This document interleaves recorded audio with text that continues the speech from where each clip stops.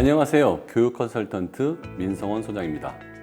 지난 학부모 특강 1열 1강에서는 언택트 교육에서 문해력의 중요성에 대해서 이야기했는데요. 문해력, 중요한 건 알겠지만 자녀들에게 어떻게 공부를 시켜야 할지 고민이신 학부모님들, 이번 학부모 특강 1열에서는 문해력에 대한 개념부터 시작해서 어떤 방법으로 어떻게 문해력을 쌓아야 할지 알려드리도록 하겠습니다.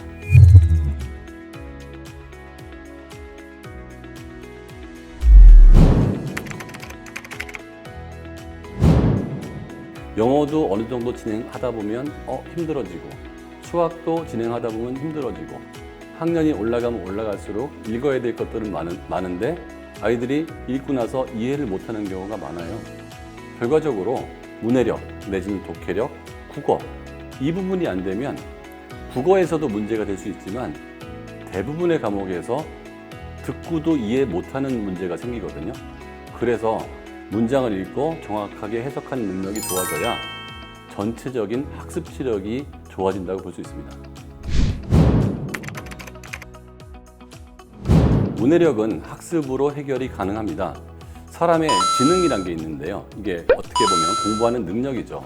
문해력은 언어지능 쪽의 영역이기 때문에 후천적인 노력으로 굉장히 빨리 발전할 수 있는 영역이기도 합니다.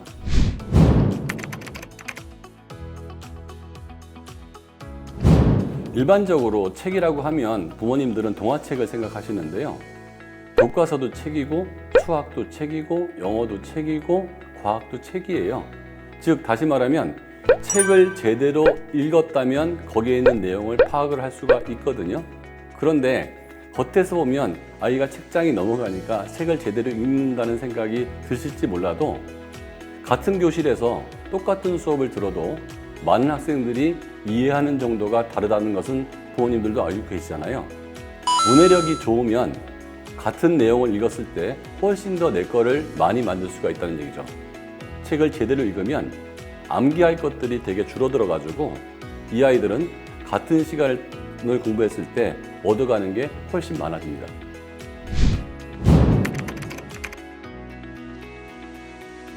모든 배움에는 적기가 있는데요. 적기 중에서 가장 빠른 시기에 배우는 것을 저는 적기 조기 교육이라고 그래요. 아이들이 한글을 배웠다고 하면 글을 읽을 수 있잖아요. 그때부터가 제대로 읽는 교육을 해야 될 때죠. 즉, 문해력을 공부해야 될 때라고 볼 수 있습니다. 한글을 아직 못 깨우쳤다면 한글을 깨우치는 게 먼저겠죠. 평균적으로 봤을 때는 뇌의 발달이 시작되는 6, 7세, 즉 학교 들어가기 직전이나 학교 들어갔을 때. 다만 이 공부에서의 나이는 신체 연령과는 달라가지고요. 초등학교 3학년인데 1학년 같은 3학년도 있고요. 어떤 아이는 한글을 6세에 띄는 아이도 있고요. 4세에 띄는 아이도 있거든요. 그러니까 예방주사 맞는 것처럼 태어나서 몇 개월 됐을 때 문해력을 공부한다기보다는 뇌의 발달이 시작되는 6, 7세부터 시작해서요. 초등학교에서도 꾸준하게 문해력을 키워줘야 앞으로 나타나는 어려운 책이나 교과서들을 쉽게 읽고 내용을 파악할 수 있습니다.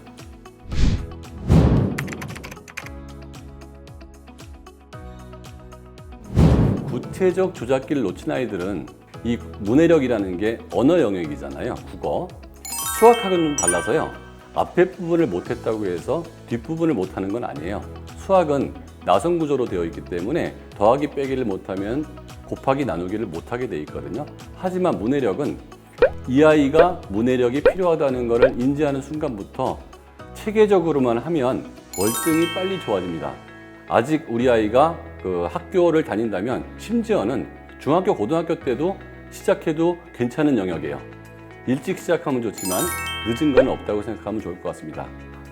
자, 문장 속에서 발음을 정확하게 하고 잘 끊어 읽고 읽은 다음에 단원별로 주제가 뭔지를 파악하고 이런 활동 등을 통해서 문해력은 얼마든지 좋아질 수 있습니다.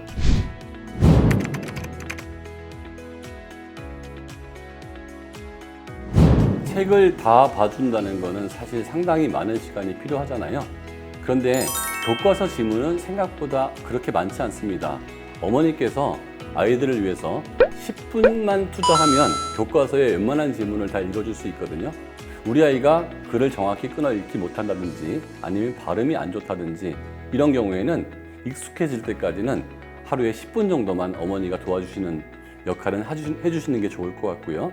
근데 교과서는 정제된 글을 갖고 있기 때문에 끊어 읽고 그 다음에 요지를 파악하고 문장 읽은 다음에는 요 문장이 무슨 뜻을 의미하는지를 파악하는 이런 과정은 같이 가져가야 되고요. 어느 정도 진도를 나가고 아이가 문제를 풀었을 때 90% 정도의 정답률을 보여준다면 그렇게 어머니께서는 걱정을 안 하셔도 될 수 있습니다.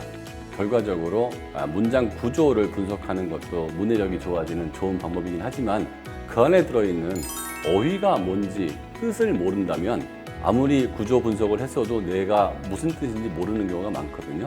그래서 문해력을 키우기 위해서 어휘 공부를 병행하는 것은 아주 제가 추천하는 방법입니다. 어휘 공부를 하는 방법에는 두 가지가 있습니다. 첫 번째는 언어적 어휘가 있어요. 이거는 국어 교과서에 충분히 들어 있습니다. 예를 들어서 문학이나 아니면 논설문 이런 것에 꼭 필요한 어휘들이 있거든요. 그런데 그 어휘에는 배경 지식으로서 어휘가 있어요. 과학적 어휘, 사회적 어휘, 기술적 어휘, 예체능적 어휘 이런 것들은 사실 국어 교과서에 충분히 들어있지 않습니다. 그 이외에는 다양한 독서를 통해서 어휘를 공부하는 것도 있고 어휘 관련된 책들을 읽으면서 다양하게 어휘를 넓혀가는 게 도움이 될 수 있습니다.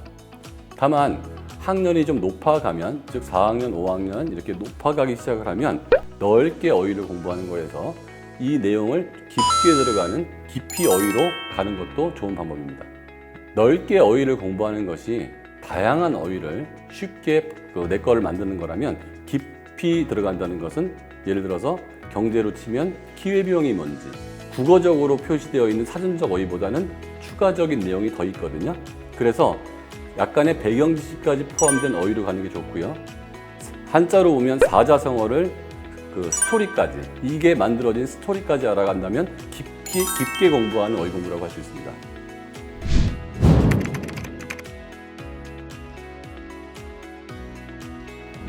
일단 지문에 보면 첫 번째 문단, 두 번째 문단, 세 번째 문단, 네 번째 문단 이렇게 문단이 나눠 있잖아요. 문단이 끝날 때마다 이 문단에서 가장 중요한 핵심 어휘들 있죠. 거기다가 연필로 동그라미 치는 연습도 문해력에 도움이 되고요. 각 문단이 뭘 얘기하려고 하는지 정확하진 않아도 괜찮지만 그거를 적어보는 것도 문해력에 도움이 됩니다. 다만 아이들이 처음에 이런 작업을 할 때 되게 힘들어 하거든요. 그럴 때는 처음에는 이게 되게 핵심 어휘야 라고 알려주면 아이가 그걸 따라가거든요. 따라가는 것부터 시작해서 한 3개월 정도 지나고 나면 아이들이 특별한 문제가 없다면 핵심 어휘를 잘 찾아내더라고요. 두 번째는 이 단원별 주제도 처음에 아이가 못 찾아내면 참고서나 이런 데 보면 단원별 주제가 옆에 많이 나와 있거든요. 그거를 그대로 베껴 쓰는 거예요. 그대로 베껴 쓰는 연습을 몇 개월만 하고 나면 가리고 네 생각을 얘기해 보라고 해도 별 차이 없는 생각이 나오거든요. 그래서 이런 작업들은 처음에는 모방을 하다가 내가 스스로 하는 쪽으로 가주면 차근차근 문해력이 좋아지는 또 다른 방법이 될 수 있습니다.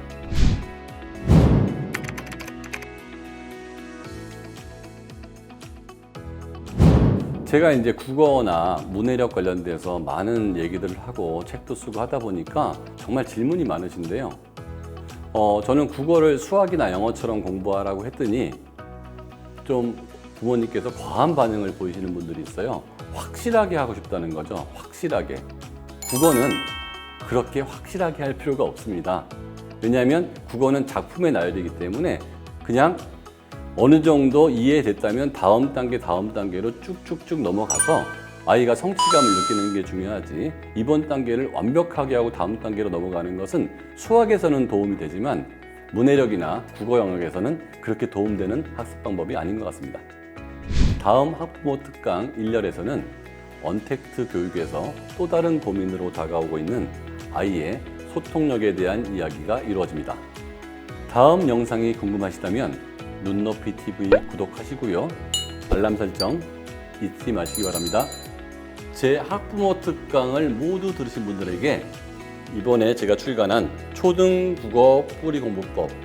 이 책 읽으시고 나면 아이 국어 실력 오르는 거 아시죠? 이 책을 선물로 드리겠습니다.